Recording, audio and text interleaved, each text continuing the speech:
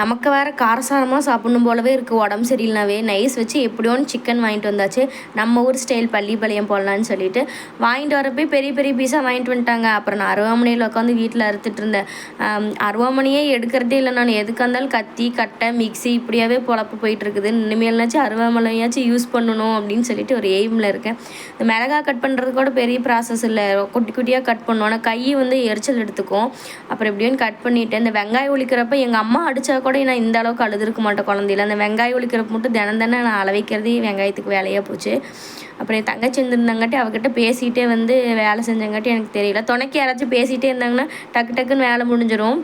நம்ம வீட்டு இடிகளில் இடிக்கிறப்ப மட்டும்தான் எனக்கு கொஞ்சம் இதாகும். அது நான் பூண்டை போட்டு கொட்டை அது மேலே வர நான் உள்ள தள்ள அது மேலே வர நான் உள்ள தள்ளங்கிற மாதிரியே போயிட்டு இருந்தது. அப்புறம் ஒரு வெளியே அப்படின்னு கொட்டி எடுத்துட்டேன். அப்புறம் வந்து கறியும் வந்து தாளித்து விட்டுட்டேன். சூப்பராக இருக்கும். நான் வேணால் ரெசிபி கீழே கொடுக்குறேன், நீங்கள் வேணுங்கிறீங்க போய் செக் பண்ணி பாருங்கள். அப்புறம் ஈவினிங் போல் வந்து மாவு வாட்டிட்டு வந்ததுன்னா அது வந்து உப்பு போட்டு கலக்கி வச்சுட்டா புளிச்சு வந்துடும். அப்போ தான் வந்து எனக்கு கொஞ்சம் ஈஸியாக இருக்குது. அதனால் அப்புறம் வந்துட்டு நான் எப்போவுமே சரி அந்த சமைக்கிறேன்ல அதுக்கிட்ட கால் நின்றுட்டு ஒரு பீஸை எடுத்து சாப்பிட்டே இருப்பேன். அப்போ தான் எனக்கு சாப்பிட்ட மாதிரி இருக்கும். நீங்களும் அப்படியான்னு சொல்லிட்டு மறக்காமல் கமெண்ட்ல சொல்லுங்கள்.